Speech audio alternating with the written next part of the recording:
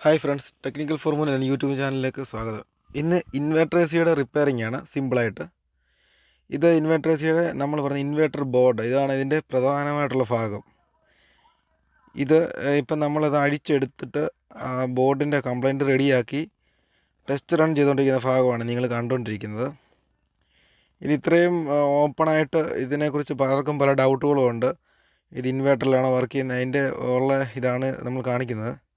ഇതാണ് ഇൻ്റർ യൂണിറ്റാണ്. നമ്മളിപ്പം ഗ്യാസ് ഇല്ലാതെ ഓപ്പണായിട്ട് തികച്ചും ഓപ്പണായിട്ട് അതിൻ്റെ കണക്ഷനൊക്കെ കൊടുത്തേക്കുന്നതാണ് നമ്മളിപ്പോൾ കാണിച്ചേക്കുന്നത്. ഇതിപ്പോൾ ഓൺ ചെയ്തിട്ടേക്കുമായിരുന്നു. ഇതിൻ്റെ പ്രധാന കംപ്ലൈൻറ്റ് ഔട്ട്ഡോർ ഓൺ ആവാതെ വരുന്നതാണ്.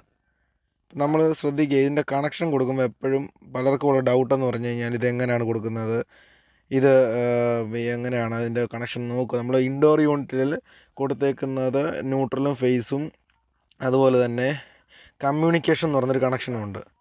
അത് ഇൻഡോർ യൂണിറ്റിൻ്റെ ബോർഡിൽ നമ്മൾ സൂക്ഷിച്ച് നോക്കി അതിൻ്റെ അനുസരിച്ച് ഔട്ട്ഡോർ യൂണിറ്റിലും അടയാളപ്പെടുത്തിയിട്ടുണ്ട്.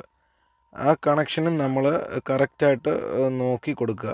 ഈ 3 വയറുകളാണ്. ന്യൂട്രലാണ് നീല കൊടുത്തേക്കുന്നത്, കറുപ്പ് ലൈൻ ഫേസ്, അതുപോലെ തന്നെ കമ്മ്യൂണിക്കേഷൻ്റെ അടുത്ത വയറ്. അതുപോലെ തന്നെ ഇതിൻ്റെ എർത്ത് ഇത് അതിൻ്റെ ഇൻഡോർ യൂണിറ്റിലെ ബോർഡാണ്. ഇതിലാണ് കൺട്രോൾ ചെയ്യുന്നത്. പക്ഷേ ഇതിൻ്റെ മെയിൻ ഹൃദയഭാഗം എന്ന് പറയുന്നത് നമ്മുടെ ഔട്ട്ഡോറിലിരിക്കുന്ന ആ ബോർഡാണ്.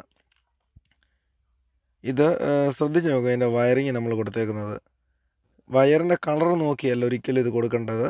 നമ്മൾ ആ ഇൻഡോർ യൂണിറ്റിലെ കണക്ഷനും ഔട്ട്ഡോർ യൂണിറ്റിലെ കണക്ഷനും അതിൻ്റെ അടയാളപ്പെടുത്തിയേക്കുന്ന ആ ഡയഗ്രാം നോക്കി തന്നെ കൊടുക്കണം. ഇല്ലെങ്കിൽ അതിൻ്റെ PCB അടിച്ചു പോകാനുള്ള ചാൻസ് വളരെ വളരെ കൂടുതലാണ്. ശ്രദ്ധിക്കുക, ആ കണക്ഷനുകളാണ് ശ്രദ്ധിക്കേണ്ടത്. എർത്ത് മസ്റ്റായിട്ട് കൊടുക്കണം. എർത്ത് കൊടുത്തില്ലെങ്കിൽ PCB ഡാമേജ് ആവാനും ചാൻസ് ഉണ്ട്. അതുപോലെ തന്നെ പല എററുകൾ കാണിക്കാൻ ചാൻസ് ഉണ്ട്. അതുപോലെ തന്നെ ഇത് ഓണാവാതെ വരുന്ന കംപ്ലൈൻറ്റുകൾ വരാറുണ്ട്.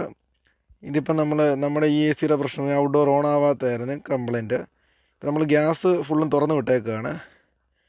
ഇത് അധിക സമയം ഇങ്ങനെ ഓണായി നിൽക്കത്തില്ല. കാര്യം ഇതിനകത്ത് 3 സെൻസർ ഔട്ട്ഡോറിനകത്ത് വരുന്നുണ്ട്. കാര്യം ഗ്യാസ് ഇപ്പോൾ ഇല്ല. ഗ്യാസ് ഇല്ലാതെ ഇതൊരു 20 മിനിറ്റ് കൂടുതൽ റൺ ചെയ്യില്ല. അപ്പോൾ ഗ്യാസിൻ്റെ എറർ കാണിക്കുന്നതായിരിക്കും.